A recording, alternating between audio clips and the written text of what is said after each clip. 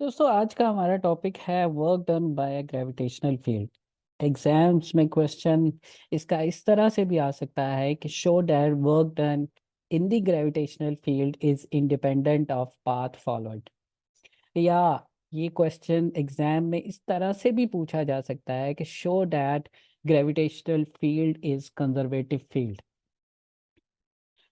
इसको समझने के लिए सबसे पहले आपको ये पता होना चाहिए कि कंजर्वेटिव फील्ड क्या होती है। कंजर्वेटिव फील्ड को हम कुछ इस तरह से डिफाइन कर सकते हैं कि the field in which the work done is independent of path followed, या हम ये भी कह सकते हैं कि the field in which work done in a close path is equal to zero. अब हम अपने टॉपिक को स्टार्ट करते हैं।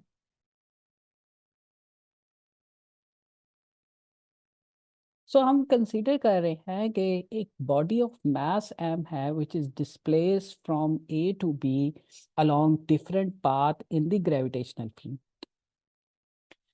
ये एक बॉडी है जो कि डिफरेंट पाथ से ए से बी तक जा रही है। पाथ वन जो है उसके लिए बॉडी पहले ए से डी तक जाती है, then D to B. Part two में बॉडी पहले ए से सी तक जा रही है and then C to B.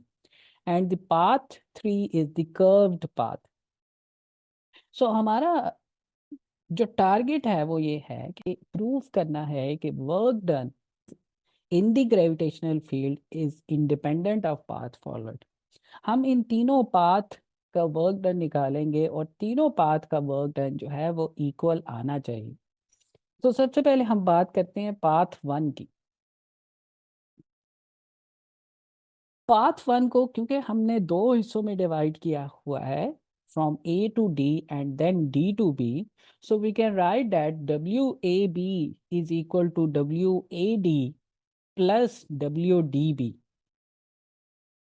Now we use the work formula, so we can write that WAB is equal to FD cos theta plus FD cos of theta.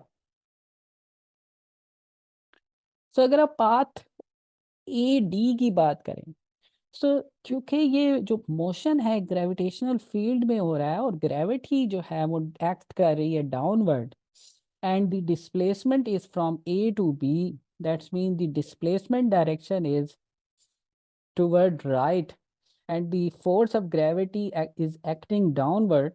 So it means the angle between the force of gravity and the displacement is 90 degree. So we put 90 degree here.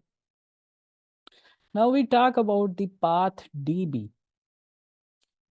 और dB path में हमारे जो displacement की direction है वो upward है, जबकि force of gravity वो डाउनवर्ड एक्ट कर रही है toward the centre of the earth. So the angle between the force and displacement is 180 degree. So we have cos of 180 degree. और यहाँ पर क्योंकि ग्रेविटेशनल फोर्स एक्ट कर रही है तो जो ग्रेविटेशनल फोर्स होगी वो वेट के इक्वल होगी, and the weight is mg। Force की जगह हम mg पुट कर देंगे एंड डिस्प्लेसमेंट की जगह हम हाइट पुट कर देंगे, क्योंकि वर्टिकल डिस्टेंस की हम बात कर रहे हैं। We have WAB is equal to mgh cos of 90 degree plus mgh cos of 180. So cos of 90 degree is 0 and cos of 180 degree is -1. So we have WAB is equal to mgh into 0 plus mgh into -1. So finally we have WAB is equal to minus mgh. That is the total work done for path 1. हम इसको equation 1 कह देते हैं। अब हम path 2 का work done निकालेंगे, और अगर आप डायग्राम को देखें तो पाथ 2 को भी हमने दो हिस्सों में डिवाइड किया हुआ है, from A to C and then C to B.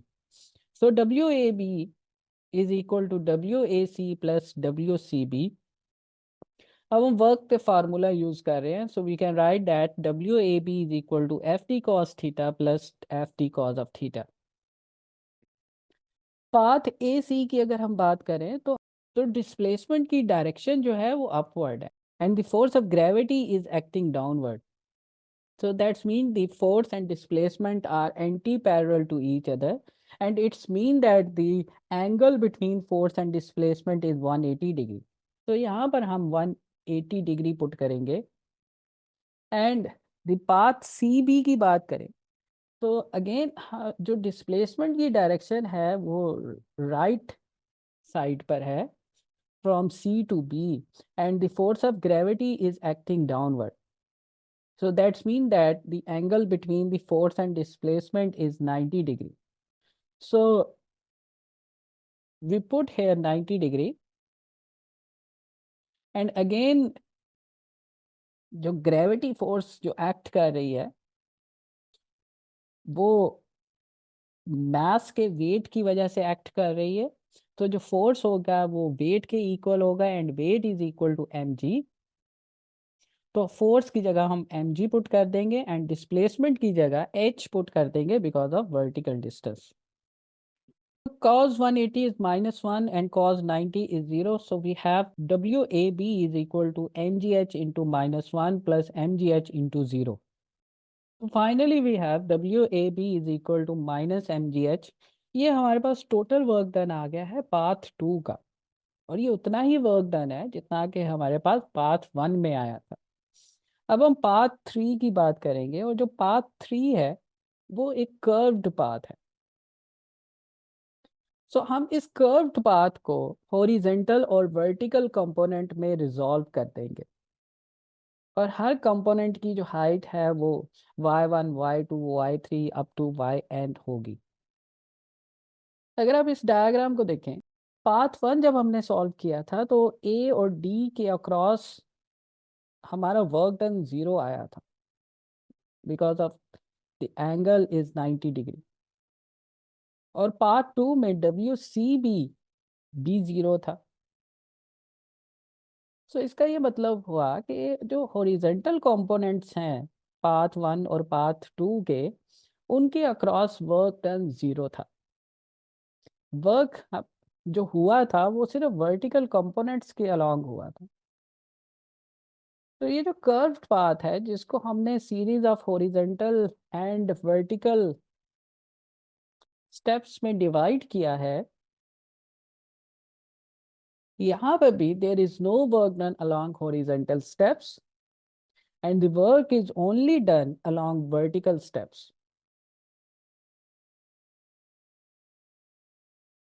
So her steps का अब हम वर्क डन निकालेंगे और उनको प्लस करेंगे. सो हम ये लिख सकते हैं कि WAB is equal to mg delta y1 cos of 180 degree plus mg delta y2 cos of 180 degree plus mg delta y3 cos of 180 degree and so on. And the last step का work done हो जाएगा mg delta yn cos of 180 degree.